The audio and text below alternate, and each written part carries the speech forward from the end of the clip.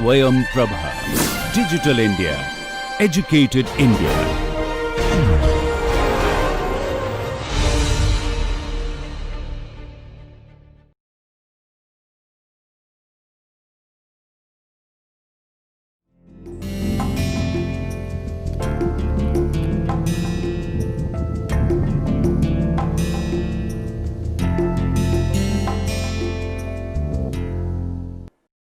मिनासान कोनिचिवा, नमस्कार।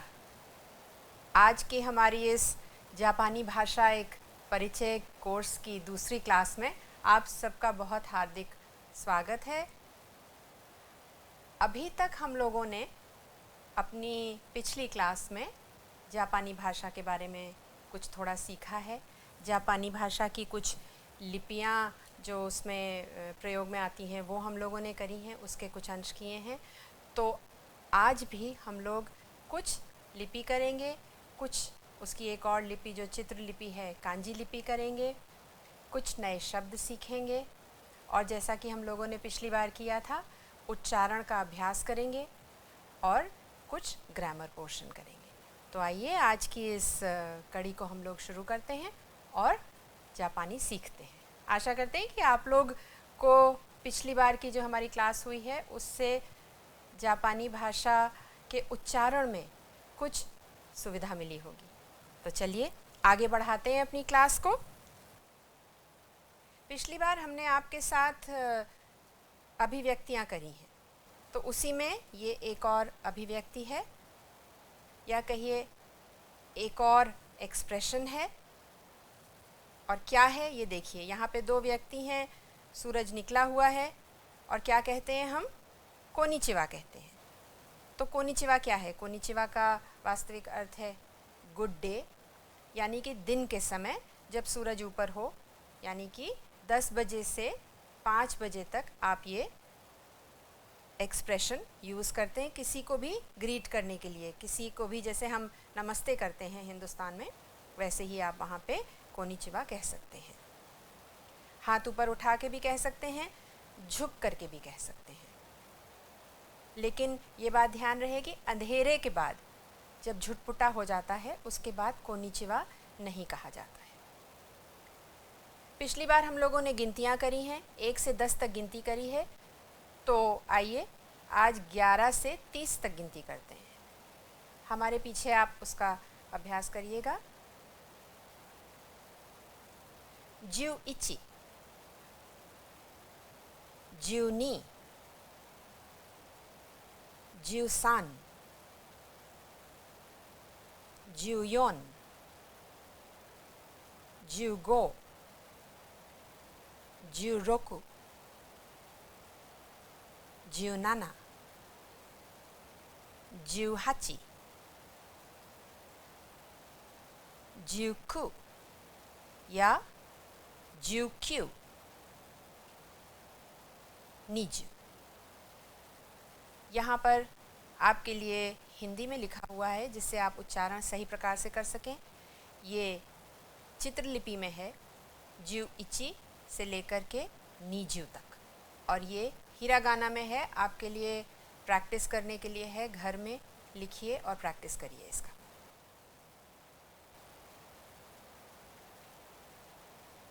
नीजू इची,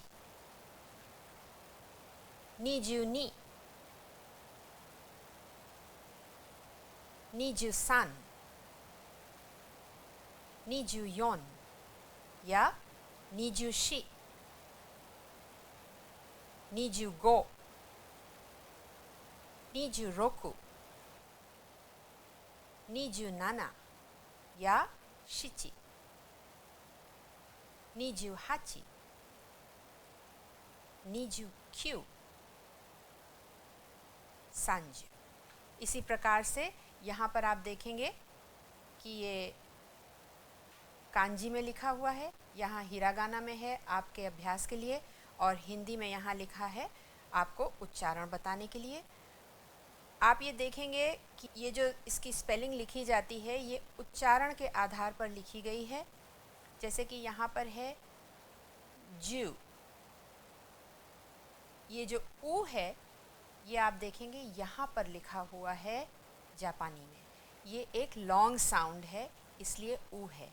नी जू, नी जू इची, नी कम है और जू लंबा है। इची फिर से छोटी साउंड है। तो इसी प्रकार से आप इसका उच्चारण करिएगा। अब हम लोगों ने पिछली बार व्यंजन किए थे, 3 सेट किए थे व्यंजन के। आज ये त ध्वनि वाला व्यंजन है ता। और आप देखेंगे कि ता में पहली जो लकीर है वो हॉरिजॉन्टल है और दूसरी वाली वर्टिकल है। तो इसी प्रकार से इसको याद करिएगा। ता ची, ये जो ची है ये एक एक्सेप्शन है। ता के बाद ती साउंड नहीं है, ता ती की जगह ता और ची है। इसको आप ध्यान रखें, ये एक एक्सेप्शन है। और इसी के साथ साथ ये साउंड है सु, ये भी एक एक्सेप्शन है। आधा त और सु की ध्वनि है सु। ये और ये दोनों एक्सेप्शन है। ते और तो में पहला ये है और दूसरा सी की तरीके से, अंग्रेज़ी में सी की तरीके से बना दिया जाता है। इसमें आप साथ में देखेंगे यहाँ पे किस प्रकार से बनाया जाता है वो भी दिखाया गया है। इसी के साथ कुछ शब्द भी याद कर लीजिए। ये शब्द आपको बाद में वाक्य बनाने में बहुत आसानी देंगे। ता से ताको, जैसे क्लास 1 में बच्चे करते हैं, A for apple, B for bat, इसी तरीके से ता से ताको, ची से चीता, सु सुरु। आप देखिए यहाँ पे ये आधा साउंड बना हुआ है, सुरु, तेगामी और तोकागे। कुछ और शब्द हैं ता से, तांसु, और तस्वीर से आप बता सकते हैं कि ये क्या है। तामागो, ताकीगी, सूखी लकड़ी जलाने के काम जो आती है। च्यूरिप, फूल है। तोरी, ते कागामी, ते माने हाथ और कागामी माने शीशा। ते कागामी, हाथ का शीशा। 2 शब्दों को जोड़ करके बनाया गया है ये। स्कुए, तेंगो, आप देख ही सकते हैं कि वो क्या है। ते, तेरेबी। अब ये आप देखेंगे यहाँ हिरागाना में नहीं लिखा है, यहाँ काताकाना में लिखा है, क्योंकि ये विदेशी शब्द है टेलीविज़न, तेरेबी, इसलिए उसको काताकाना में लिखा गया है। कुछ और अन्य नए शब्द हैं। ये सब शब्द आपको बाद में वाक्य बनाने में बहुत मदद करेंगे। तानुकी, और इसका जो हात्सोन है, जो प्रोनाउंसिएशन है, जो उच्चारण है, वो आप हमारे बाद प्रैक्टिस कर सकते हैं, उसका अभ्यास कर सकते हैं। तबाको, तबाको दोबारा से आप देखिए काताकाना में लिखा है, हिरागाना में नहीं लिखा है क्योंकि ये बाहर का विदेशी शब्द है।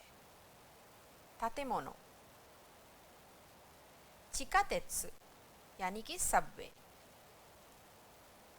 चीज़ू, ये जापान का मैप है, आप देख सकते हैं। यहाँ पे इसके 4 आइलैंड्स जो द्वीप हैं मुख्य, वो दिखाए गए हैं।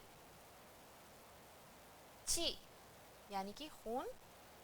सुनामी, आपको सबको पता है सुनामी क्या है। सुनामी का वास्तविक अर्थ है बहुत बड़ी बड़ी लहरें, बहुत बड़ी वेव्स। तो अब हम इसको ऐसे ट्रांसलेट कर सकते हैं, समुद्री तूफान। तेबुकुरो यानी कि दस्ताने, ये भी 2 शब्दों से बना हुआ है, ते और बुकुरो, यानी कि बुकुरो हुआ कोई भी लिफाफा और ते माने हाथ। तो कोई भी चीज़ जो हाथ के ऊपर हो उसे तेबुकुरो कहते हैं। तोरा, टोमाटो, और फिर से आप देखेंगे ये यहाँ पे काताकाना में है। अब न ध्वनि है, ना, उसी तरीके से, उसी प्रकार से जैसे आपने पहले किया था। यहाँ पे आप उसका अभ्यास करेंगे और ना बनाएंगे। ना, नी, नू, ने और नो। ये बात ख़ास ध्यान में रहे कि ये पहले बना करके और तब इसको बड़ा करके और नीचे लाया जाता है। जितना आप प्रोपोर्शनेट बनाएंगे उतना ही सुंदर लगेगा। जापानी लिपि जो है बहुत ज़्यादा इस बात का ध्यान रखना चाहिए उसमें कि वो देखने में भी कैसी लग रही है। ना से कुछ शब्द हैं नासु, निंजिन, नेजुमी, नेको, नोकोगिरी। अन्य और शब्द हैं नाबे, नामिदा, निजी, न्यूज़, नुरु, नेजी, नेको, नुमा, नोदो, नोग्यो। यहाँ आप देखेंगे बड़ी साउंड है, लंबी साउंड है, नोग्यो, नोग्यो। हा, ही, हु। अब ये थोड़ा सा बोलने में अलग है। हा ही हु नहीं है, फू है। जैसे आप फूकते हैं उस तरीके से आवाज़ निकालिए, हु। हा ही हु, हे, हो। और इसका जुम्बान, इसका सीरियल ज़रूर ध्यान में रखिए कि कौन सी लकीर पहले बनानी है। इसका कारण आपको तब समझ में आएगा जब हम लोग कांजी लिपि करेंगे। ह ध्वनि से कुछ शब्द हैं हा, हाना, ही, हित्सुजी, हु, हुने, हे, हेचिमा, हो, होरेंसो। और आप आराम से समझ सकते हैं कि ये क्या चीज़ें हैं। कुछ अन्य शब्द हाना, हाची।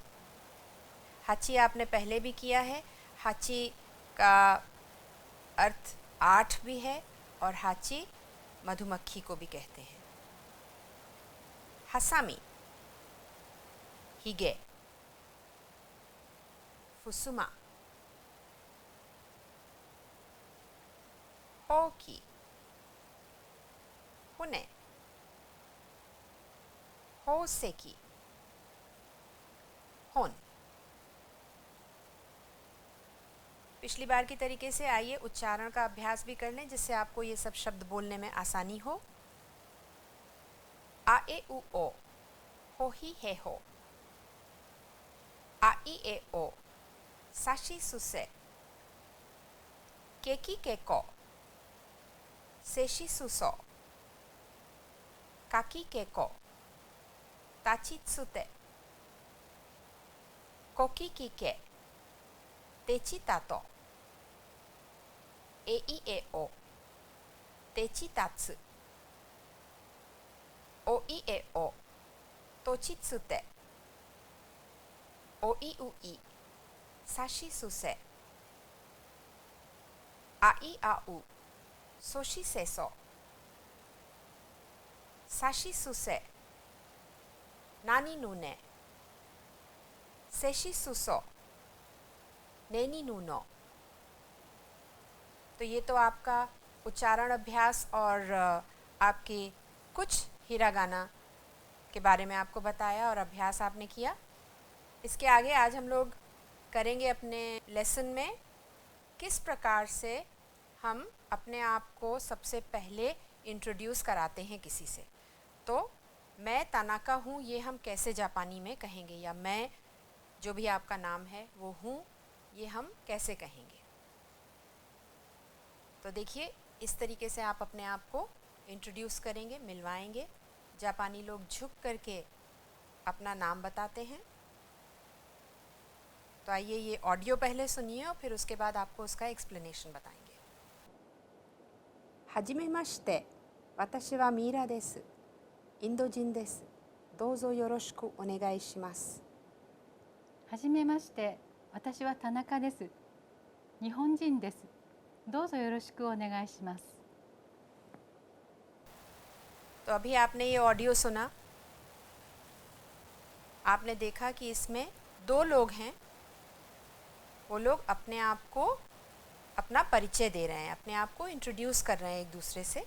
तो उन्होंने क्या कहा इसके बारे में अब हम आपको बताते हैं।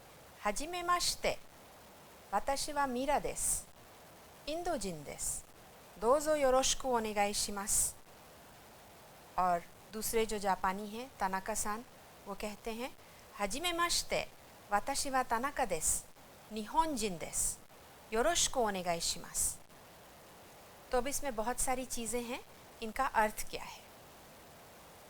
देखिए, जापान में पहली बार जब आप किसी से मिलते हैं, पहली बार जब आप किसी से भी अपने आप को इंट्रोड्यूस करते हैं, अपना परिचय देते हैं, तब आप ये जो फ्रेज़ है पूरी, ये प्रयोग करते हैं इसका। हाजिमे माश्ते, जैसा कि आप देख रहे हैं यहाँ पे लिखा हुआ है, आपसे पहली बार मिल रहा हूँ। इसका ये अर्थ है आपसे मिलकर प्रसन्नता हुई। दोजो योरोशिकु ओनेगाई शिमास। अब इसका क्या अर्थ है। दोजो योरोशिकु जो शब्द है वो हाजिमे माश्ते के बाद ही प्रयोग किया जाता है, और इसका अर्थ है मैं आपसे आगे भी संपर्क रखना चाहूँगा। और इसमें बहुत सारी अन्य चीज़ें भी हैं जो जुड़ी हुई हैं दोजो योरोशिकु में।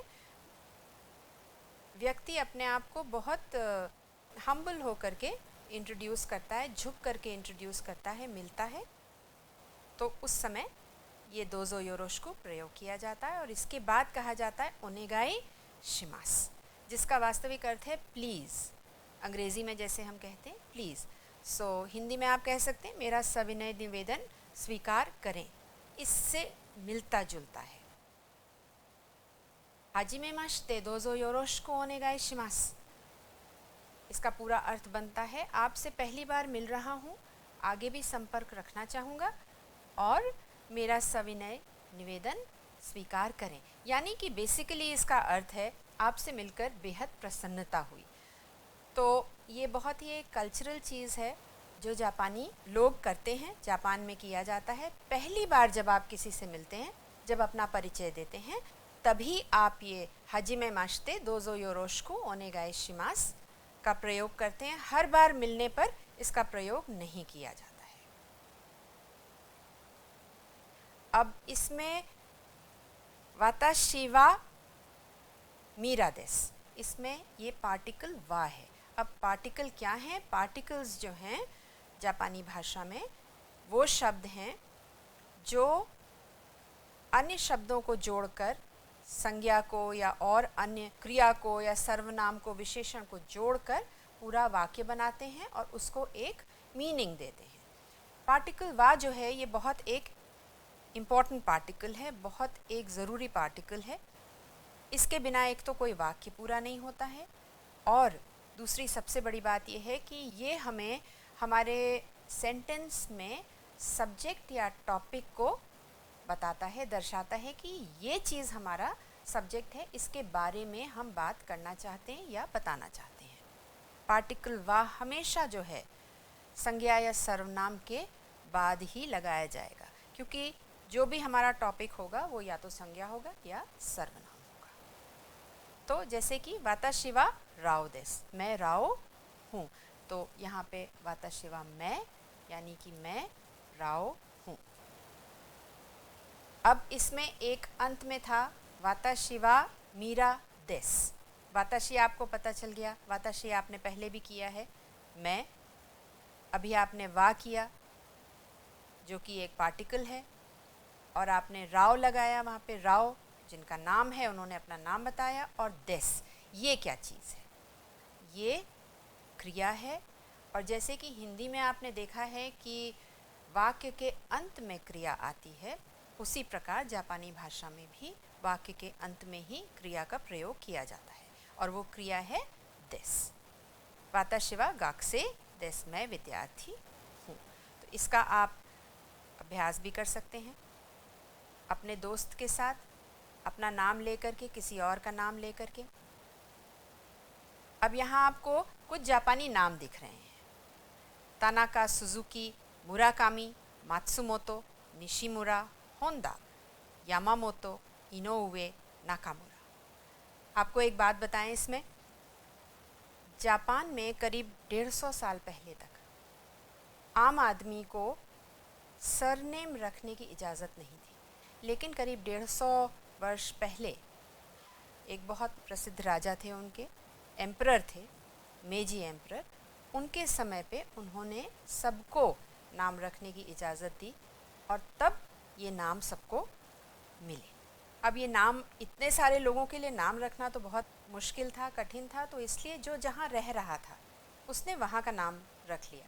जैसे कि आपने निशिमुरा रख लिया नाम, वेस्ट में कोई गांव है उसका आपने नाम रख लिया, या आपने तनाका रख लिया, या आपने नाकामुरा रख लिया। मुरा गांव को कहते हैं और नाका माने अंदर हुआ, तो गांव के अंदर। तो इस प्रकार से तरह तरह से लोगों ने अपने नाम रख लिए और उनको एक मीनिंग भी मिल जाता है, क्योंकि उसमें चित्रलिपि इन्वॉल्व है, इसलिए उससे मीनिंग भी पता चल जाता है कि ये क्या अर्थ है इसका।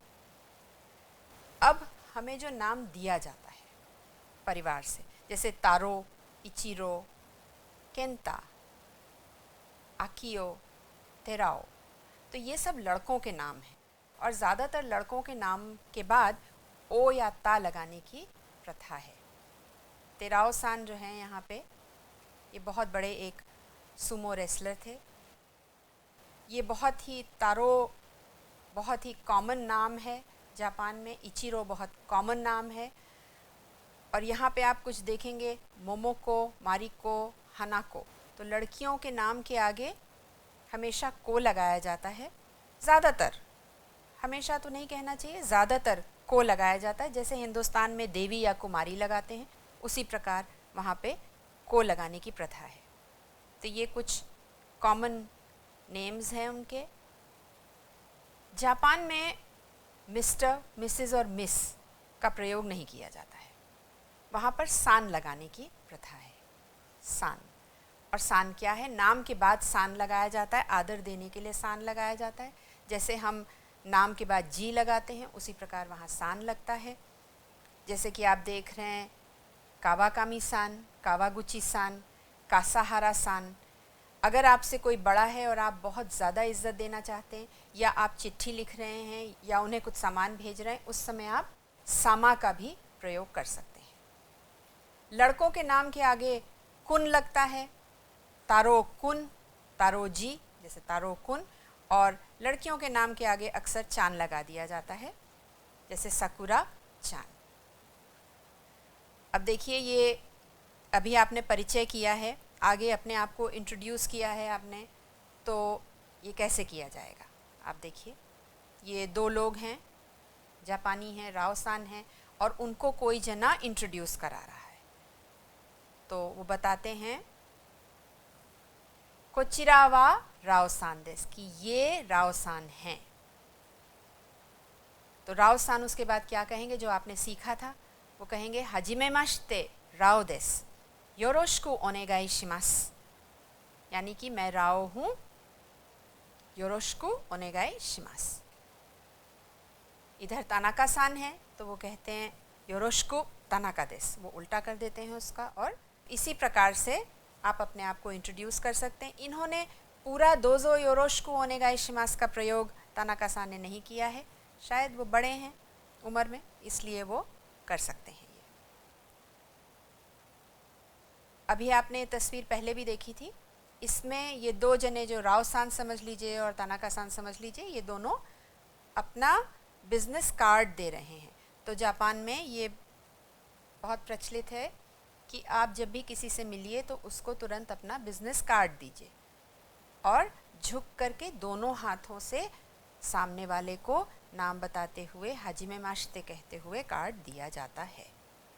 बॉडी लैंग्वेज भी बहुत इम्पॉर्टेंट है, बहुत ज़रूरी है। किस प्रकार से आप कोई कार्य करते हैं ये भी बहुत आवश्यक है। अब आप इसका अभ्यास कर सकते हैं। मैं तानाका हूँ, वाताशी वा तानाका देस। तो यहाँ पे खाली स्थान पे आप नाम ले करके, जापानी नाम जो भी आपने किए वो याद करके आप इसकी जगह प्रयोग कर सकते हैं और इससे अभ्यास कर सकते हैं। वाताशी वा सुजुकी देसु, वाताशी वा मुराकामी देसु। आप हमारे बाद भी इसका अभ्यास कर सकते हैं। वाताशी वा, अब आप अपना नाम यहाँ लगा करके और कह सकते हैं और परिचय दे सकते हैं अपना। वाताशी वा देसु। दोबारा से जो भी नाम आपको समझ में आए वो आप लगा करके अपना परिचय दीजिए। वाताशी वा मात्सुमोतो देसु, वाताशी वा निशिमुरा देसु। तो इस प्रकार आप अपने दोस्त के सामने इसका अभ्यास कर सकते हैं। अभी आपने नाम किया है, नाम की जगह अगर आप व्यवसाय लगा दीजिए कि आप क्या हैं, आप एस्ट्रोनॉट हैं, आप टीचर हैं, आप नर्स हैं, आप शेफ़ हैं, आप कुछ भी लगा करके उसी प्रकार से अभ्यास कर सकते हैं। वाताशी वा यूबिन यासान देसु, वाताशी वा एयर होस्टेस देसु। देखिए, साकाना यासान, तोकोया बार्बर, निकु यासान, केइकान, किकोरी, शोबोशी, क्योशी, ओइशा-सान, कांगोफू।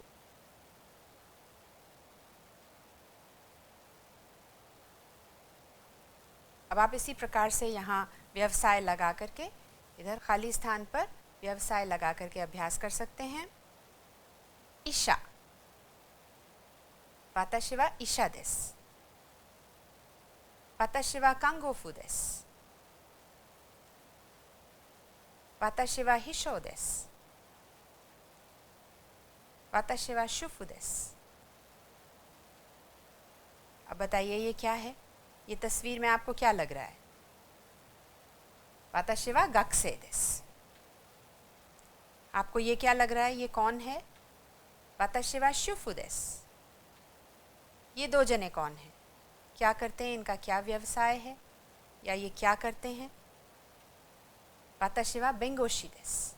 तो इस प्रकार से आप व्यवसाय का भी अभ्यास कर सकते हैं अपने दोस्त के साथ।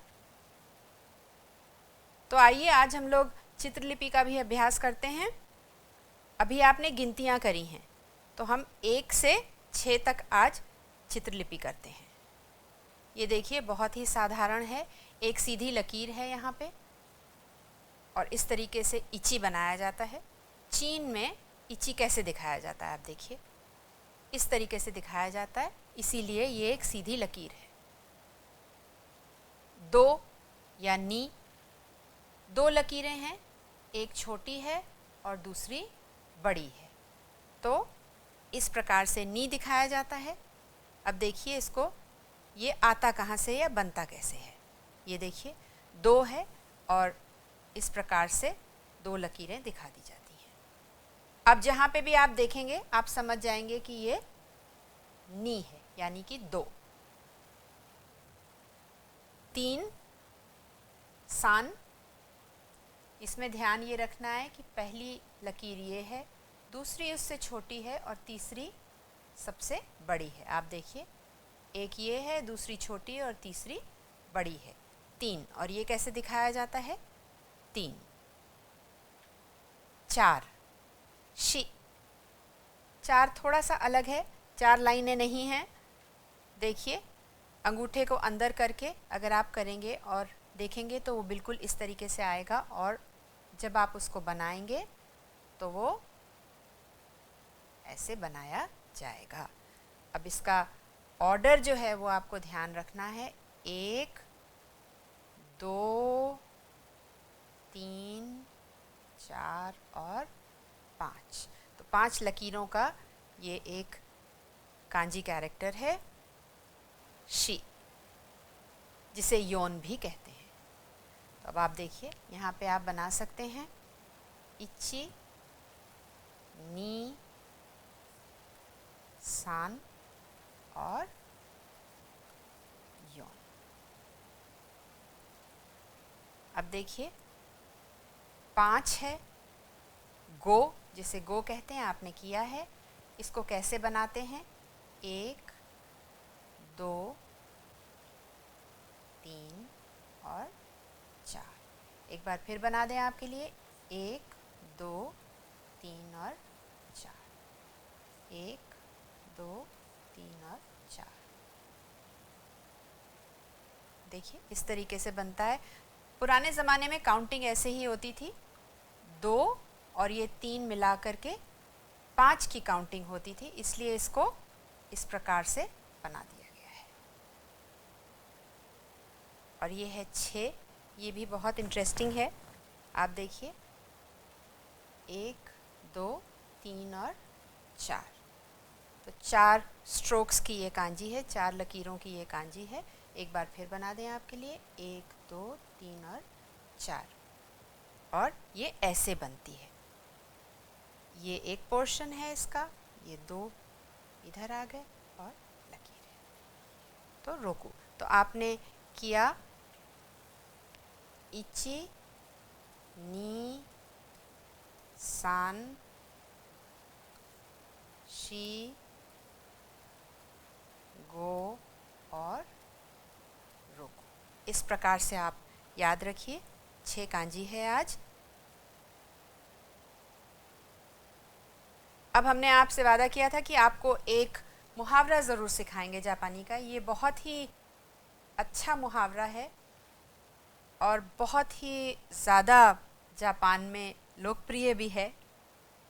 सारुमो की करा ओचिरु। इसका अर्थ क्या है?